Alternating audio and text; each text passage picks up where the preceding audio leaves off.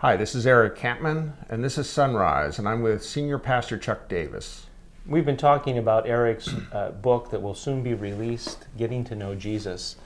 Eric, an important moment in the last week of Jesus is when he meets with his disciples for their Passover meal, which we refer to as the Last Supper, and there's an interesting conversation between Peter and Jesus.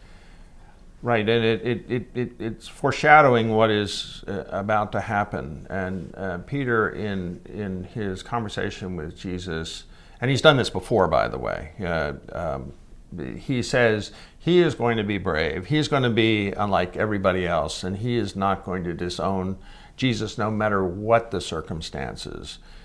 It is ironic in the extreme because a few hours later, in Gethsemane, all of the disciples are going to disown Jesus in one way or another. And Peter maybe does it in the most painful way, right, of denying him 3 times. They all flee. They're not there for Jesus when Jesus needs it most. But Peter, who always does things in the most bold fashion, is most outward in his declaration, most verbal, and declaring that he does not know who Jesus is. And this becomes a moment of great pain for Peter, but we're going to see that the moments of great pain, when the grace of Jesus comes in, become the places of great healing. And we know that this sets up Peter for a reunion with Jesus down the road. Right. In kind of application,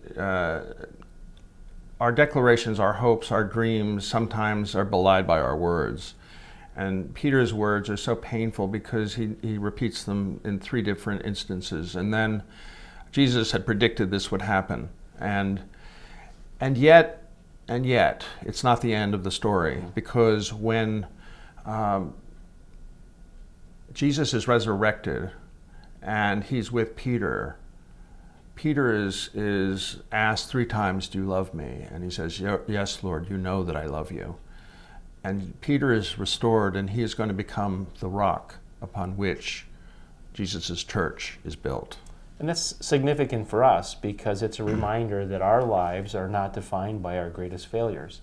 In fact, our greatest failures, when Jesus comes in and the grace is applied, become the places of healing where we're then able to help others. That's a wonderful message for people to keep in mind, because sometimes we stop with our failures and we stop time, we stop our life, and we say we're a miserable failure and our life is worth nothing.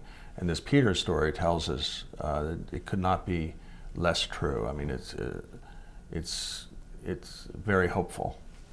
This is Eric Kampmann, and this has been Sunrise.